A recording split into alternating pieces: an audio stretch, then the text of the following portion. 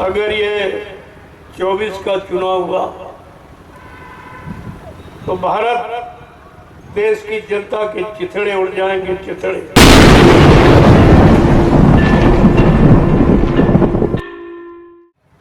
अभी तो कहा जा रहा पछताना पड़ेगा, अब आज से कह रहा हूं आपको रोना पड़ेगा।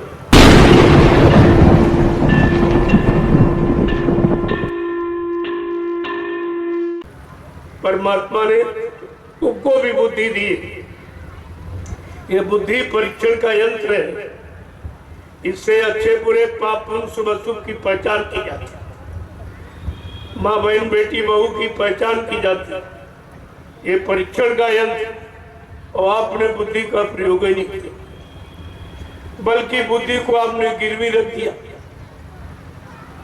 किनके पास? नेताओं के पास। कितने दिन के लिए? 5 साल की। एक दिन बुद्धि का दान किया, 5 साल के लिए तुम्हारा बुद्धि दान गिरवी हो गया। अब 5 साल आप कुछ नहीं कर सकते, ना कुछ कह सकते हो। चाहे जितनी परेशानी हो, चाहे जितना दुख तकलीफ हो, चाहे जितने टैक्स बढ़ जाए, चाहे जितनी महंगाई बढ़ जाए, चाहे बच्चों को बेरोजगार कर दिया जाए, लेकिन 5 साल तुम जबान नहीं खोल सकते। ये बुद्धि गिरवी है। आज तक कोई नहीं समझ पाया। जो अपने आप को विद्वान कहते पढ़े लिखे, वो भी नहीं समझ पाए। जो कर्मचारी अधिकारी बन गए, वो भी नहीं समझ पाए। जो प्रधानमंत्री राष्ट्रपति बन गया, वो भी नहीं समझ पाया। ये मतदान बुद्धि का गिरवी रखना है, और वो भी एक दिन के लिए 5 साल। और कितने साल हो गए आपको करते करते? 70 साल आजादी के निकल गए। 14 पंचवर्षीय योजनाएं आप बुद्धि को गिरवी रखते रहे नेताओं के हाथ, और तुम्हें कुछ नहीं मिला। और अब भी नहीं जाग रहे हो, अब भी सो रहे हो। जगाने का काम केवल संत महात्मा करते, बाकी जगाने का कोई काम नहीं। और आज भी आपको जगाया जा रहा कि अब भी जाग जाओ, अभी वक्त है। गुनाहों से तू तौबा कर ले, फिर न कहना कि हमने सुना था पैगाम नहीं। ये तो बात आपको रखनी ही पड़ेगी। कब तक आप मार खाओगे? कभी तो आपको घूम के खड़ा होना ही पड़ेगा। अगर पहले खड़े हो जाओ तो तुम्हारा कुछ बच जाए, कुछ बच जाएगा, नहीं तो बिल्कुल नंगा कर देंगे। और तब तुम महात्माओं के पास आओगे तो महात्मा कहाँ से तुम्हारी मदद करे? कपड़े की व्यवस्था, रोटी की व्यवस्था, मकान की व्यवस्था, धंधे व्यापार की व्यवस्था, नौकरी चाकरी की व्यवस्था, खेती की व्यवस्था, कौन कौन सी व्यवस्था आपको करें? इसलिए वो पहले से आपको जगा रहे हैं। अब भी जाग जाओ और अपनी बची पूंजी को बचा लो। न ये भी जाने वाली, सब तो चला गया, बचा कुछ। और सब कुछ खोने के बाद भी आपको जानकारी नहीं हो रही। बड़े आश्चर्य की बात तो ये है कि सब कुछ चला गया और तब भी नहीं जाग रहे, तब भी गफलत की नींद सो रहे आप।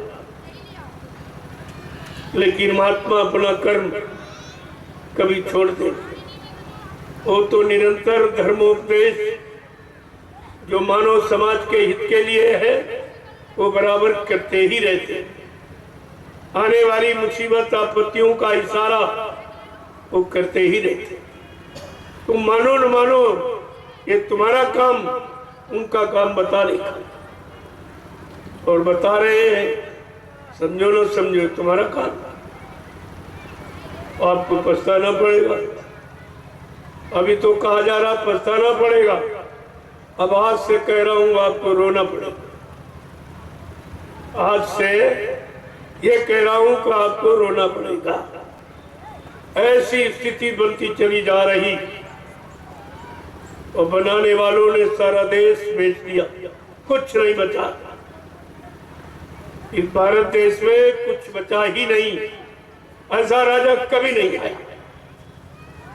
किसी युग का इतिहास उठा लीजिए आप, राजा ने जो भी निर्माण किया वो अपने राष्ट्रीय कोष से, जनता से कभी नहीं मांगा।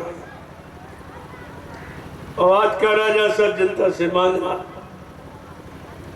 और घुमा फिरा के महंगाई के द्वारा, टैक्सों के द्वारा, जीएसटी के द्वारा तरह तरह की योजनाएं अपना कर तुम्हारे से निकाला जा रहा है और तुम्हारी समझ में अभी नहीं आया। डॉक्टर जब फोड़े का मवाद निकालता है तो मरीज को आराम मिलता है, वो समझ जाता कि इसने जो निकाला है वो हमारे आराम की, लेकिन ये जो निकाल रहे इसमें तुम्हें क्या आराम मिला। लेकिन कोई नहीं कह रहा है, सब चुप एकदम मौन खड़े हो। ऐसा डर गए कि हमारी कह दूंगा सत्य तो नौकरी चली जाएगी, सत्य कह दूंगा हमारा व्यापार खत्म हो जाएगा। अरे व्यापार खत्म हो जाएगा, नौकरी चली जाएगी, इसकी चिंता आपको है, लेकिन देश चला जाएगा इसकी चिंता नहीं आपको। तुम जिस देश के नागरिक हो उस देश के बारे में आपको कोई चिंता नहीं।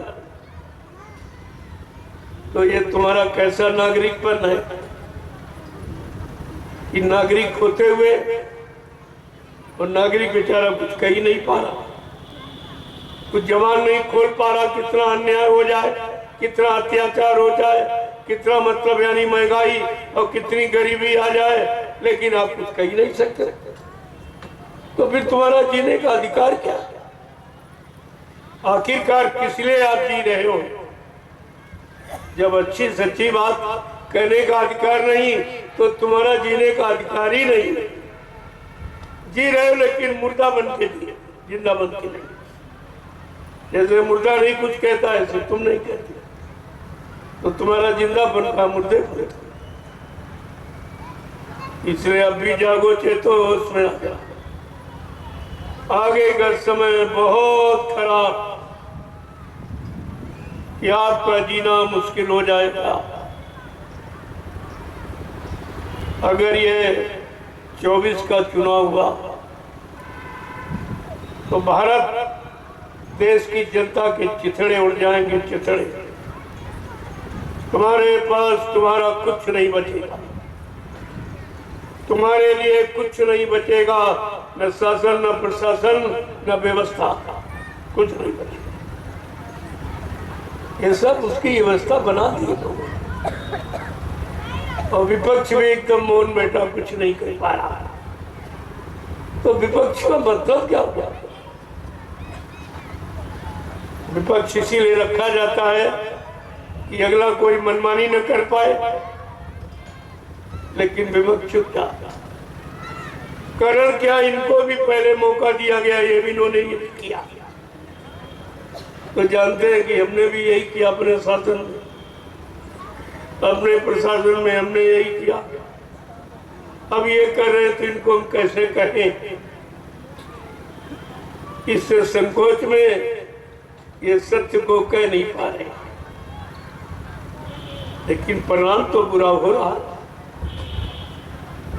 जनता के लिए सब तो बुरा ही बुरा दिखाई दे रहा है, सब दुख तकलीफ ही दिखाई दे रहे हैं, सब अत्याचार, अनाचार, भ्रष्टाचार, पापाचार, यही सब दिखाई दे रहा। तो इससे कौन सा लाभ मिलेगा?